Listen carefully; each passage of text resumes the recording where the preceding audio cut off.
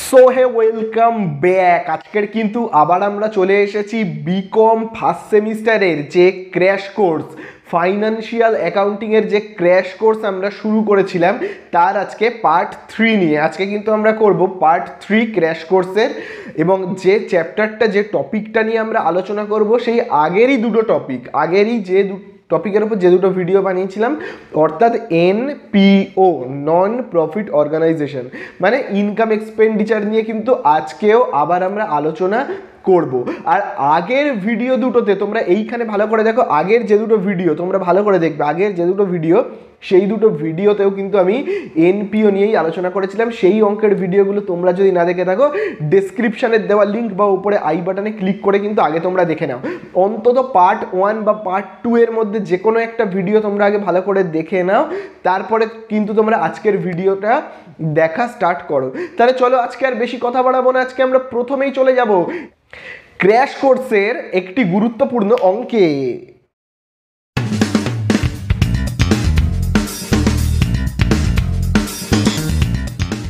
তো দেখো আজকে আমরা বসু দাসের বই থেকেই 13 দাগের অঙ্কটা করব। তাহলে দেখো 13 দাগের অঙ্কতে তোমরা এখানে দেখতেই পাচ্ছ পার্টিকুলার্স দিয়েছে, অর্থাৎ এইগুলো হলো কিন্তু পেমেন্টের দিক এবং এইগুলো হলো কিন্তু রিসিপ্টের দিক, ঠিক আছে। এবং তোমরা এখানে সবাই জানো যে ইয়ার এন্ডিংটা দেখো কবে বলে দিয়েছে, দেখো ইয়ার এন্ডিং কিন্তু বলে দিয়েছে ফর দ্য ইয়ার এন্ডেড 31/12/2022। এই কথাটা কিন্তু খুবই ইম্পর্ট্যান্ট, ইয়ার এন্ডিং 31/12/2022। এই দিকে দেখো সমস্ত এক্সপেন্ডিচারগুলোকে লিখতে হয়, এগুলো এখানে সব ইনকামগুলোকে লিখতে হয়। আচ্ছা, এবারে তোমাদেরকে বলে রাখি ইয়ার এন্ডিংটা কত রয়েছে 31/12/2022, অর্থাৎ এই যে রিসিপ্টার, এই যে পেমেন্ট আর রিসিপ্টের দিকে যে সমস্ত জিনিসগুলো থাকে না, সেগুলো কিন্তু সব 2022-এর হয়, ঠিক আছে। কিন্তু যেগুলোর পাশে ডেট লেখা আছে, ডেট মেনশন করা আছে, সেইগুলো সেই পার্টিকুলার ইয়ারের। যেমন এখানে দেখো ক্যাশ ইন হ্যান্ড, আমি তোমাদেরকে বলেছি এখানকার সমস্ত জিনিস কি হয়, এখানকার সমস্ত জিনিস হবে 2022-এর। কিন্তু দেখো এখানে ক্যাশ ইন হ্যান্ড লেখা রয়েছে 1/1/2022। দেখো এখানে যেহেতু ডেট মেনশন করা আছে, তার মানে এই ক্যাশ ইন হ্যান্ড 1/1/2022-এর, অর্থাৎ আমরা যদি 2022 থেকে একটা দিন পিছিয়ে যাই, তার মানে কি 2021-এর 31/12/2021-এর হয়ে যাচ্ছে, তার মানে এই ক্যাশটা হলো 2021-এর। আবার দেখো সাবস্ক্রিপশন 2022, এটা তো খুব ভালো কথা সাবস্ক্রিপশন। আবার দেখো 2023, আবার দেখো 2023-এরও সাবস্ক্রিপশন কিন্তু এখানে চলে এসেছে, ঠিক আছে, এখানে কিন্তু ঢুকে পড়েছে। তারপরে দেখো এখানে কিছু অ্যাডিশনাল ইনফরমেশান আছে, এবং নেক্সট পেজে তোমরা যদি ভালো করে দেখো, দেখবে নেক্সট পেজে কিন্তু আরও কিছু অ্যাডজাস্টমেন্ট আছে। এই যেমন এখানে কিছু অ্যাসেট আছে আর কিছু লাইবিলিটিস আছে, যাদের ওপেনিং ব্যালেন্স আর ক্লোজিং ব্যালেন্স দিয়ে দিয়েছে, এবং আমাদেরকে কি বলে দিয়েছে, ইনকাম এক্সপেন্ডিচার অ্যাকাউন্ট বানাতে বলে দিয়েছে ফর দ্য ইয়ার এন্ডেড 2022।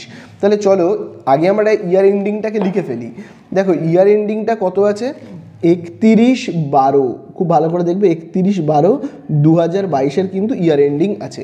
এবারে দেখো কি কি জিনিস অঙ্কের মধ্যে বলে দিয়েছে, খুব ভালো করে কিন্তু তোমরা দেখবে। দেখো যেমন প্রথমেই দেখো রয়েছে এখানে স্টেশনারির ভ্যালু কত, 3000। স্টেশনারি হলো কিন্তু একটা সম্পত্তি বা অ্যাসেট, ঠিক আছে। এবারে স্টেশনারি সম্পর্কে দেখি আমাদের অ্যাডজাস্টমেন্টে কি বলে দিয়েছে। দেখবে অ্যাডজাস্টমেন্টে বলে দিয়েছে স্টক অফ স্টেশনারি বছরের শুরুতে, অর্থাৎ আগের বছরে ছিল কত, আগের বছরে ছিল মানে প্রিভিয়াস ইয়ার, তোমাদেরকে বলে দিয়েছি এটা হলো আগের বছর মানে পিওয়াই, আমি প্রিভিয়াস ইয়ার বলে লিখছি, আর এইটা হলো কারেন্ট ইয়ার মানে সিওয়াই, ঠিক আছে। আমরা কিন্তু কারেন্ট ইয়ারের অঙ্কটা করছি, ঠিক আছে। তো স্টক, আগের বছরে স্টক কত ছিল, 1000 টাকা। এই বছরের স্টক এসে দাঁড়িয়েছে কত, স্টকের ভ্যালু এসে দাঁড়িয়েছে কত, দাঁড়িয়েছে কিন্তু 1200 টাকা। তাহলে এবারে ব্যাপারটা কিন্তু খুব ভালো করে তোমরা বুঝবে। দেখো বছরের শুরুতে স্টক ছিল 1000 টাকা, বছরের শুরুতে স্টক ছিল 1000 টাকা। এখানে দেখো এই যে শুধু স্টেশনারি লেখা আছে না, তার মানে হলো স্টেশনারি পারচেস করা হয়েছে। তাহলে এই বছর স্টেশনারি কত পারচেস করা হলো, 3000 টাকা। আগের বছর ছিল 1000 টাকা, এবছরে পারচেস করা হলো কত, 3000 টাকা। তার মানে টোটাল এখন স্টেশনারির ভ্যালু হলো 4000 টাকা, তাই তো। দেখো খুব ভালো করে দেখবে, আমি বইয়ের মধ্যেই করছি। স্টেশনারি আগের বছর ছিল 1000 টাকা, এবছর কেনা হলো, দেখো এই যে কেনা হলো 3000 টাকা, তাই তো, কেনা হলো 3,000 টাকা, তার মানে টোটাল স্টেশনারির ভ্যালু এখন কত এসে দাঁড়িয়েছে? 4,000 টাকা। এবারে বছরের শেষে ভ্যালু কত হচ্ছে? দেখো বছরের শেষে ভ্যালু হচ্ছে কিন্তু 1,200 টাকা। তার মানে এই যে 4,000 টাকার মূল্যের স্টেশনারির ভ্যালু হচ্ছে 1,200 টাকা। তার মানে এই বাকি এই যে এটা হলো ডেপ্রিসিয়েশান, যদিও স্টেশনারি ডেপ্রিসিয়েশান হয় না, মানে লস হয়েছে আর কি আমরা বলতে পারি। ভাবো আমরা হয় না যখন কোনো প্ল্যান্ট অ্যান্ড মেশিনারি, ভাবো আগের বছরে ভ্যালু ছিল 1,000 টাকা, এবছরে প্ল্যান্ট অ্যান্ড মেশিনারি কেনা হলো কত? 3,000 টাকা। তার মানে টোটাল প্ল্যান্ট অ্যান্ড মেশিনারির ভ্যালু কত? 4,000 টাকা। এবারে ভাবো ওই প্ল্যান্ট অ্যান্ড মেশিনারির ভ্যালু বছরের শেষে এসে দাঁড়িয়েছে কত? 1,200 টাকা। তার মানে আমরা কি বলতে পারি, বাকি এই যে 2,800 টাকা এটা কি ডেপ্রিসিয়েশান। স্টেশনারির ক্ষেত্রেও কিন্তু ঠিক এইরকমই, কিন্তু এটাকে আমরা ডেপ্রিসিয়েশান মানে এই শব্দটা আমরা জাস্ট ইউজ করব না, বোঝা গেল? কিন্তু ব্যাপারটা কিন্তু সেই একই হলো, তাই না? তাহলে চলো আমরা না স্টেশনারিটা করে ফেলি। দেখো স্টেশনারির ভ্যালু বছরের শুরুতে কত ছিল? 1,000 টাকা, ঠিক আছে। তার সঙ্গে আমরা যোগ করব, সরি স্টেশনারির ভ্যালু আমি ভাবো কিনেছি কত? 3,000 টাকার স্টেশনারি কিনেছি, আমি আগে কেনাটা লিখছি। তার সঙ্গে আমি কি করব? তার সঙ্গে আমরা যোগ করব ওপেনিং ব্যালেন্সটা, ওপেনিং ব্যালেন্সটা, ঠিক আছে। ঠিক এক্ষুনি আমি যেরকমভাবে করলাম আর কি, বা ওপেনিং স্টক বলেও আমি লিখতে পারি। তাহলে কত হচ্ছে? 1,000 টাকা, বোঝা গেল? তাহলে কত হচ্ছে? 4,000 টাকা। তার থেকে আমি লেস করব যেটা হলো ক্লোজিং। তাহলে এখানে আমরা কি লিখব? লিখব কিন্তু ক্লোজিং স্টক, ঠিক আছে। ঠিক যেভাবে আমরা প্ল্যান্ট অ্যান্ড মেশিনারি বা কোনো অ্যাসেটের ডেপ্রিসিয়েশন করি না, ঠিক সেইভাবে আর কি। তাহলে চলো আমরা যদি যোগ বিয়োগ করি তাহলে আমরা কত পাবো? পাবো কিন্তু 2,800 টাকা, ঠিক আছে। তাহলে এই গেল কিন্তু আমাদের স্টেশনারি। এইবারে দেখি আর কি কি বলে দিয়েছে, যেমন স্যালারি কিছুই বলে দেয়নি, স্যালারি সম্পর্কে কোনো অ্যাডজাস্টমেন্ট নেই, যেমন আছে তেমন লিখে দেব, ঠিক আছে। তারপরে তোমরা এখানে দেখো রয়েছে অফিস এক্সপেন্সেস, কত রয়েছে দেখো? 1,420 টাকা, ঠিক আছে। তারপরে দেখো এখানে রয়েছে এক্সপেন্সেস কালচারাল প্রোগ্রাম, কত? 800 টাকা। তো চলো এইগুলোকে পরপর যেমন আছে আমরা লিখে ফেলি। এই দেখো স্যালারি লিখেছি, অফিস এক্সপেন্সেস লিখেছি, তারপরে এক্সপেন্সেস ফর কালচারাল প্রোগ্রামও কিন্তু লিখে দিয়েছি। তো তারপরে দেখো যে জিনিসটা আছে সেটা হলো 10% ইনভেস্টমেন্ট। আচ্ছা ইনভেস্টমেন্ট হলো একটা সম্পত্তি, তো এটাকে আমরা অ্যাসেটের ঘরে লিখব, কত? 5,000 টাকা। আচ্ছা এই জিনিসটা কিন্তু খুব ভালো করে তোমরা দেখো, এই ইনভেস্টমেন্টটা করা হয়েছে কবে? 30/6/2022-এ, এবং ইনভেস্টমেন্টের এগেনস্টে আমরা ইন্টারেস্ট পাবো 10%, বোঝা গেল? তাহলে আমরা ইন্টারেস্ট কত পাচ্ছি একটু দেখি তো, আমরা ইন্টারেস্টটা কত পাচ্ছি। তাহলে দেখো আমরা এখানে ইন্টারেস্ট কত পাচ্ছি খুব ভালো করে কিন্তু তোমরা দেখবে। দেখো 5,000 টাকা ইনভেস্টমেন্ট করা হয়েছে এবং ইন্টারেস্ট পাচ্ছি 10%। এবং এই যে ইন্টারেস্টটা আমরা কত দিনের পাবো, কারণ ইনভেস্টমেন্টটা দেখো এই বছরে কবে করা হয়েছে? 30/6/2022, অর্থাৎ জুন মাসের একদম শেষ দিনে। তাহলে জুন মাসের শেষ দিনটাকে আমি যদি বাদ দিই তাহলে জুলাই, তোমরা ভালো করে দেখবে, July, August, September, October, November, December, 6 মাসের কিন্তু আমরা ইন্টারেস্ট পাবো, ঠিক আছে। তাহলে দেখো 6 মাসের আমরা কিন্তু ইন্টারেস্ট পাবো। তাহলে কত হচ্ছে? হবে কিন্তু দেখো 5,000-এর 10% 500, এবং হাফ করলে হবে 250 টাকা। তাহলে এই 250 টাকা কিন্তু আমরা ইন্টারেস্ট পাবো। তাহলে এটা হলো একটা ইনকাম, আমরা এই দিকে লিখবো। দেখো আমি অলরেডি লিখে রেখেছি, তার কারণ দেখো এখানেও অলরেডি বলেই দিয়েছে যে ইন্টারেস্ট অন ইনভেস্টমেন্ট কত? 250, তাই জন্য কোনো চাপ নেই, যেমন আছে আমি তেমন লিখে দিয়েছি, ঠিক আছে। তো দেখো এবারে আমরা এই ইনকামের দিকগুলোতে আসি, কি কি বলে দিয়েছে। যেমন প্রথমেই দেখো লেখা রয়েছে সাবস্ক্রিপশন 2022, আমি 2022-এর অঙ্ক করছি, দেখো কত রয়েছে? 16,400, 16,000 কত? 400। তাহলে দেখো 16,400-কে প্রথমেই আমাদেরকে এখানে কি করতে হবে? লিখতে হবে, ঠিক আছে। এবারে আমি তোমাদেরকে আগের অঙ্কতে কি বলে দিয়েছিলাম? আগের অঙ্কতে কিন্তু আমি বলে দিয়েছিলাম যেগুলো আমাদের এই ইয়ারের সেইগুলোকে আমি যোগ করব, আর যেইগুলো আমাদের এই ইয়ারের নয় সেইগুলোকে আমি বিয়োগ করব। এইবারে আমি আমার কথাটাকে একটু বদলে তারপরে বলছি, একটু পাল্টে ফেলছি কথাটা। দেখো যখন সাবস্ক্রিপশান, খুব ভালো করে এটা কিন্তু বুঝবে, এইখানেই কিন্তু খুব গুলিয়ে যায় সবাই, এর এই জায়গাটা বুঝবে। দেখো যখন সাবস্ক্রিপশান এরকম ইয়ার ওয়াইজ আলাদা আলাদা করে দেবে, যখন ইয়ার ওয়াইজ আলাদা আলাদা করে দেবে 2022, 2023-এর, তখন যেটা আমাদের এই ইয়ারের সাবস্ক্রিপশান তাকে কিন্তু আমরা যোগ করে নেব, আর যেটা আমাদের এই ইয়ারের সাবস্ক্রিপশান নয় সেটাকে আমি কি বলেছিলাম, বিয়োগ করতে বলেছিলাম, কিন্তু না, এবারে আমরা কিন্তু বিয়োগ করব না, এটাকে আমরা মানে ওর দিকে তাকাবোই না, মানে পাত্তাই দেব না, অঙ্কের মধ্যে নেবই না আর কি, বোঝা গেল? তাহলে কখন আমরা বিয়োগ করব আর কখন আমরা বিয়োগ করব না খুব ভালো করে বুঝবে। দেখো আমি ওপরে বইতে একটা অঙ্ক দেখতে পাচ্ছি, এখানে দেখো একটা সাবস্ক্রিপশান রয়েছে, দেখতে পাচ্ছ তো? দেখো সাবস্ক্রিপশান, দেখো এই যে সাবস্ক্রিপশানটা এখানে কোনো ইয়ার লেখা নেই যে 2022-এর সাবস্ক্রিপশান, 2023-এর, 2024-এর বা এরকম করে মানে ইয়ার ওয়াইজ কিন্তু ভাগ করা নেই। যখন এরকম থাকবে শুধু সাবস্ক্রিপশান কিন্তু কোনো ইয়ার ওয়াইজ ভাগ করা থাকবে না, তখন আমরা কি করব, যেটা আমাদের ইয়ারের সাবস্ক্রিপশান সেটাকে নেব, যেটা আমাদের ইয়ারের সাবস্ক্রিপশান নয় তাকে বিয়োগ করে দেব, যেটা আমাদের ইয়ারের সাবস্ক্রিপশান তাকে যোগ করব, যেটা আমাদের ইয়ারের সাবস্ক্রিপশান নয় তাকে বিয়োগ করব। কিন্তু এই অঙ্কটাতে তোমরা ভালো করে দেখো, এখানে কিন্তু সাবস্ক্রিপশান দেখো ইয়ার ওয়াইজ ভাগ করে দিয়েছে। এক্ষেত্রে আমরা কি করব, যেটা আমাদের এই ইয়ারের তাকে যোগ করব, যেটা আমাদের এই ইয়ারের নয় তাকে কিন্তু আমরা বিয়োগ করব না, কিন্তু ওর দিকে মানে আর ফিরেই তাকাবো না, ওকে পাত্তাই দেবো না, কিচ্ছু করবো না ওকে, বোঝা গেল? যা হবে ব্যালেন্স শিটে দেখা যাবে। ইনকাম এক্সপেন্ডিচারে আমরা যেটা আমাদের ইয়ারের নয় তার দিকে আমরা হাতই দেবো না, ঠিক আছে? তাহলে আমি শুধু 2022-এর টাকাটাকে লিখলাম, 2023-এর টাকায় পাত্তা দেব না, ঠিক আছে? আচ্ছা চলো এইবারে দেখি কি কি বলে দিয়েছে। দেখো এখানে দেখো অ্যাডজাস্টমেন্টে বলে দিয়েছে আউটস্ট্যান্ডিং সাবস্ক্রিপশন 1200 টাকা ফর 2022, এটা 22-এর টাকা আউটস্ট্যান্ডিং। তাহলে এটাকে আমরা কি করব, অঙ্কের মধ্যে নিয়ে নেব। এটা যদি 2023-এর বলতো বা 2021-এর বলতো, আমরা কিন্তু যোগ মানে বিয়োগ করতাম না। আমাদের ইয়ারের যদি না হতো তাহলে আমরা এই 1200 টাকার দিকে ফিরেও তাকাতাম না, কিচ্ছু করব না ওকে, ওকে ডাইরেক্ট ব্যালেন্স শিটে এনে যা করার করব, কিন্তু ইনকাম এক্সপেন্ডিচারে হাত লাগাতাম না। কিন্তু যেহেতু এটা 2022-এর টাকা, আমরা যে ইয়ারে অঙ্কটা করছি সেই বছরের টাকা, তাহলে আমাদেরকে সেটা যোগ করতে হবে।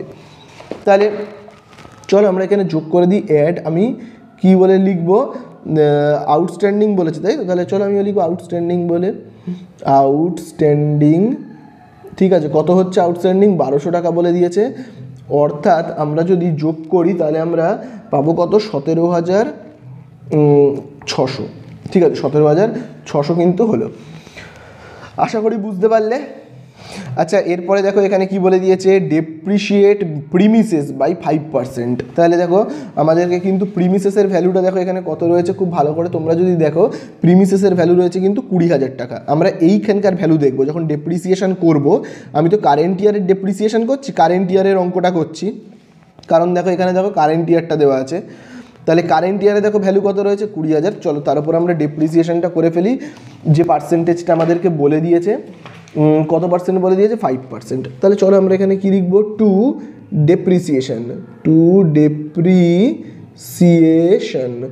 ডেপ্রিসিয়েশন অন প্রিমিসেস, আর লিখছি না, শুধু এমনি করে দিচ্ছি। তাহলে 20,000-এর আমরা যদি 5% করি তাহলে কিন্তু হবে 1,000 টাকা, ঠিক আছে? তাহলে এখানে আমরা এরকমভাবে লিখবো কিন্তু 20,000 ইন্টু 5%, ঠিক আছে? আচ্ছা এইবারে তাছাড়া দেখি আর কি কি রয়েছে অঙ্কের মধ্যে, এই জায়গাটায় কিন্তু তোমরা খুব ভালো করে দেখবে। দেখো এখানে বলে দিয়েছে ক্রেডিটর্স মানে কি, পাওনাদার। ফর স্টেশনারি মানে আমি ভাবো স্টেশনারির জিনিসপত্র কিনেছি, অথচ যার থেকে কিনেছি তাকে টাকা কিন্তু আমি এখনো দিইনি, ঠিক আছে? আমি স্টেশনারি কিনেও আমি এখনো টাকা দিইনি, তাহলে আমি যদি টাকা না দিই তার মানে কি, আমি ক্রেডিটর্স আমার বৃদ্ধি পেল, বোঝা গেল? আমি যদি কারোর থেকে মাল কিনে টাকা না দিই তার মানে কি, তারা আমার ক্রেডিটর্স হয়ে গেল। তাহলে এরকম ক্রেডিটর্স, তাহলে ক্রেডিটর্স কি আমাদের অ্যাসেট নাকি লাইবিলিটিস? তোমরা সবাই জানো ক্রেডিটর্স হলো কি, লাইবিলিটিস। তাহলে দেখো আগে লাইবিলিটিসের পরিমাণ ছিল 2,000, এখন লাইবিলিটিসের পরিমাণ বৃদ্ধি পেয়ে হয়ে গেছে 2,500। তাহলে দেখো লাইবিলিটিসের পরিমাণ যদি বাড়তে থাকে তাহলে এটাকে আমরা ধরে নিই এটা কিন্তু একটা ক্ষতির সম্ভাবনা, ঠিক আছে? এটা একটা ক্ষতি হিসেবে আমরা ধরে নিই, তাই না? আবার একইভাবে দেখো আমার যদি অ্যাসেটের পরিমাণ বাড়তে থাকে, আমার যদি আগের দিন ছিল 10,000 টাকার অ্যাসেট, এখন হয়ে গেছে 15,000 টাকার অ্যাসেট, এটা আবার একটা লাভের সম্ভাবনা। তাহলে সর্বদা মনে রাখবে অ্যাসেটের ভ্যালু যদি বেড়ে যায় সেটা হলো একটা ইনকাম, আর লাইবিলিটিসের ভ্যালু বেড়ে গেল মানে এটা কিন্তু একটা কি, ক্ষতি। তাহলে ক্ষতিকে আমরা কোন দিকে লিখব, অবশ্যই এক্সপেন্ডিচারের দিকে লিখব। তাহলে এখানে আমরা লিখব, তাহলে এখানে আমরা কি লিখব, টু এক্সপেন্সেস ফর স্টেশনারি, এখানে আমরা লিখব টু এক্সপেন্সেস ফর স্টেশনারি, ঠিক আছে। তাহলে আগে ছিল 2000, এখন হয়ে গেছে 2500, অর্থাৎ আমার কি হয়েছে 500 টাকা কিন্তু ক্ষতি হয়েছে। তাহলে এই হয়ে গেল আমাদের এটা শেষ। তাহলে এবারে জাস্ট আমরা কি করব বলো তো, এবারে আমরা ব্যালেন্স করে দেবো। দেখো এরকমভাবে আমরা এগুলোকে ব্যালেন্স করে দেবো। এইগুলোকে আমরা আগে যোগ করে নেব। যোগ করলে আমরা কত পাবো, পাবো কিন্তু 19,850। এখানেও আমরা কি লিখবো 19,850, এবং সেখান থেকে আমরা কি করব, এই যে এইগুলোকে সবকটাকে কি করব আমরা মাইনাস করব। করলে আমরা কত পেয়ে যাব 5,430। তাহলে এটাই হলো আমাদের লাভ। তাহলে আমরা এখানে কি লিখবো 2 সারপ্লাস বলে এখানে আমরা কিন্তু লিখবো, ঠিক আছে। তাহলে এই হয়ে গেল ইনকাম এক্সপেন্ডিচার। এবারে আমরা চলে যাব ব্যালেন্স শিটে। তো দেখো ব্যালেন্স শিটে তো আমরা আসবই। তাহলে ব্যালেন্স শিটে আমরা কী কী জিনিসগুলোকে আনবো বলো তো। ব্যালেন্স শিটে আমরা অ্যাসেট আর লাইবিলিটিসগুলোকে আনবো। তাহলে দেখো অ্যাসেট আর লাইবিলিটিস আমরা যেমন কী কী পেতে পারি, দেখো এখানে যেমন রয়েছে একটা অ্যাসেট হলো দেখো প্রিমিসেস। আচ্ছা, আমরা কিন্তু 31/12/2022 কিন্তু ব্যালেন্স শিট যেহেতু করছি, এখানে কিন্তু আমাদেরকে অবশ্যই লিখে নিতে হবে যে 31/12/2022, এই কথাটা কিন্তু অবশ্যই লিখে নিতে হবে। তাহলে দেখো 31/12/2022 মানে আমরা কারেন্ট ইয়ারের যে সমস্ত অ্যাসেট আর লাইবিলিটিস কেবলমাত্র সেইগুলোকেই কিন্তু নেব, এই দিকের কোনো জিনিসের দিকে কিন্তু আমরা ফিরেও তাকাবো না, ঠিক আছে। আচ্ছা দেখো প্রিমিসেস 2022-এ দেখো কত রয়েছে 20,000। তাহলে চলো আমরা এখানে কত লিখবো, লিখেছি দেখো অলরেডি, দেখো লিখেও নিয়েছি। দেখো প্রিমিসেসের ভ্যালু হলো কিন্তু 20,000, ঠিক আছে।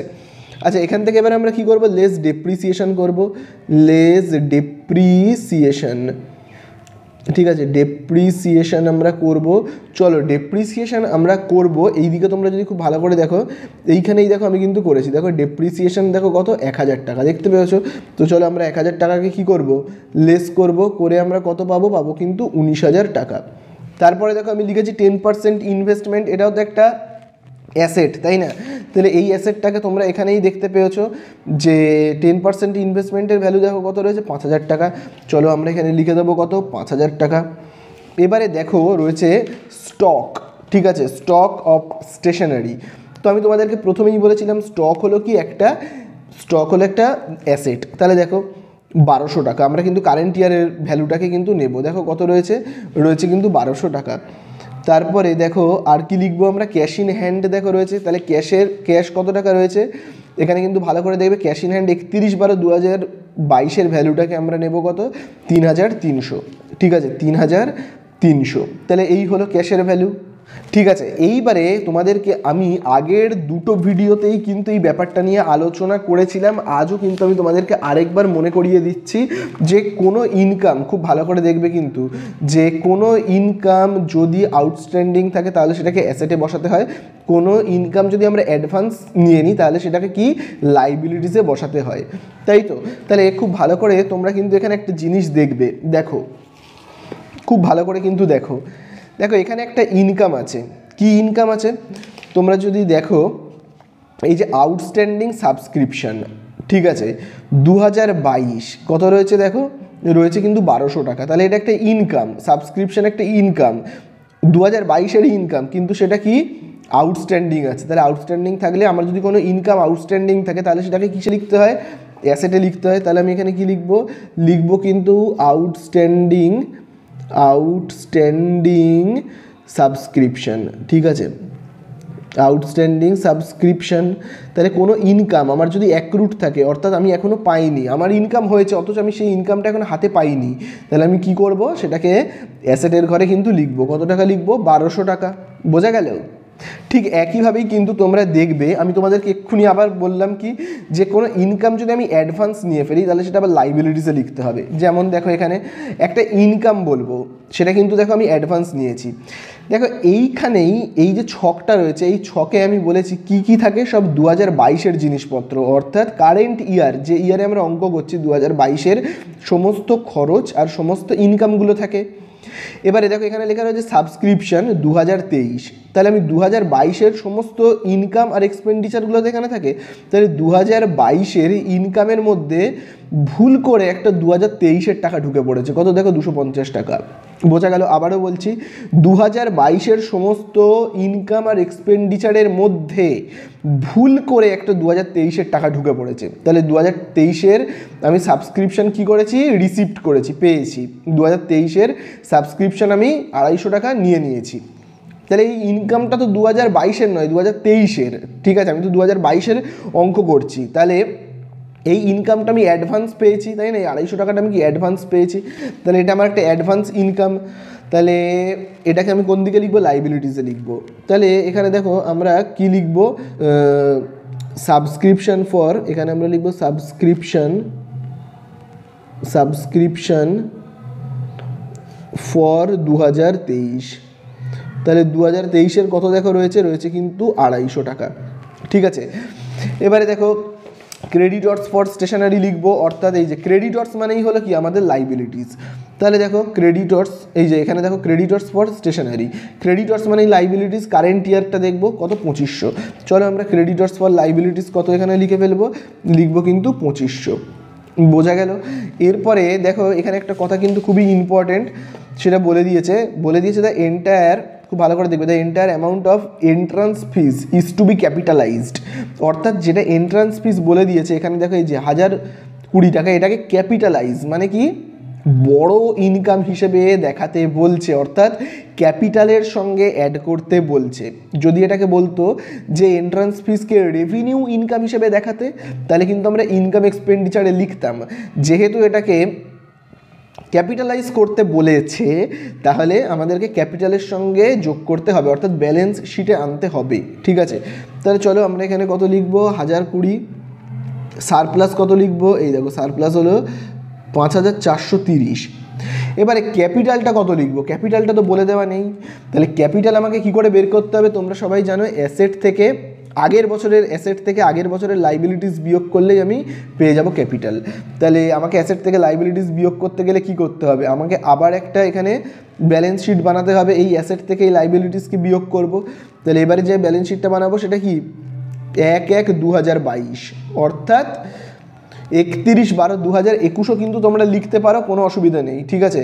তাহলে এবারে আমরা প্রিভিয়াস ইয়ারের সমস্ত অ্যাসেটের ভ্যালু আর লাইবিলিটিসের ভ্যালুগুলোকে লিখবো। যেমন দেখো প্রিমিসেস, এবারে শুধু এই দিকগুলো দেখবো, শুধু প্রিভিয়াস ইয়ার দেখবো, আর কিন্তু কিছুর দিকে দেখবো না। দেখো এখানে কত রয়েছে? প্রিমিসেসের ভ্যালু 20,000 টাকা লেখা হয়েছে, 1000 টাকা দেখো স্টক রয়েছে, স্টেশনারি অফ স্টক কত? 1000 টাকা। তাহলে চলো আমরা স্টকটা কত লিখবো? 1000 টাকা। আচ্ছা এখানে দেখো রয়েছে cash in hand, cash in hand আমরা কত লিখবো? খুব ভালো করে দেখবে, ক্যাশ ইন হ্যান্ড কিন্তু আমরা লিখবো 1500 টাকা। খুব ভালো করে দেখো 1/1/2022-এর কিন্তু ক্যাশ ইন হ্যান্ড রয়েছে 1500 টাকা, যেটাকে দেখবে আমি অলরেডি এখানে লিখেও নিয়েছি। এই হলো কিন্তু ব্যাপার। এইবারে আমরা দেখো কি করব, ক্রেডিটর্সকে লিখবো এদিকে, ক্রেডিটর্স। তাহলে ক্রেডিটর্সকে আমরা কোন ভ্যালুটাকে নেব? ক্রেডিটর্সের কিন্তু আমরা ওপেনিংয়ের ভ্যালুটাকে নেব। তাহলে দেখো এখানে এই যে ক্রেডিটর্স ফর স্টেশনারি দেখো কত রয়েছে? 2000 টাকা। তাহলে চলো এখানে আমরা কত লিখবো? লিখবো কিন্তু 2000 টাকা। এই দেখো এখানে আমরা লিখবো 2000 টাকা। তাহলে এই হয়ে গেল আমার কি, সমস্ত আগের বছরের অ্যাসেট থেকে আগের বছরের লাইবিলিটিসগুলোকে সব মাইনাস করব। তাহলে আগের বছরের অ্যাসেটগুলোকে যোগ করলে আমি কত পাবো বলো তো? পাবো কিন্তু 22,500, ঠিক আছে। এই 22,500 থেকে আমি কি করব, কাকে বিয়োগ করবো? এই যে 2000কে বিয়োগ করব, করলে আমরা কত পাবো? পাবো কিন্তু 20,500, ঠিক আছে। তাহলে এই হয়ে গেল কিন্তু ক্যাপিটাল। তাহলে আমরা ক্যাপিটাল কিন্তু পেয়ে গেলাম। তাহলে ক্যাপিটালের ভ্যালু আমরা কত পেলাম? 20,500। তাহলে এখানে ক্যাপিটালে আমরা কত বসাবো? বসাবো কিন্তু 20,500, ঠিক আছে। এবারে আমরা কি করব, এই যে ক্যাপিটাল 20,500 সারপ্লাস 5,430 আর এন্ট্রান্স ফিসকে যোগ করে দেব, যোগ করলে পাবো কিন্তু আমরা 26,950, ঠিক আছে। এইবারে অ্যাসেটের দিক আর লাইবিলিটিসের দিক যোগ করে দিলেই আমরা পেয়ে যাব পুরো ব্যালেন্স শিটের ভ্যালুটা। তাহলে পুরো যদি আমরা যোগ করে দিই, যোগ করে দিলে কিন্তু পাবো 29,700, ঠিক আছে, 29,700। তাহলে এই হয়ে গেলে 29,700 আমাদের অঙ্ক কমপ্লিট, ঠিক আছে।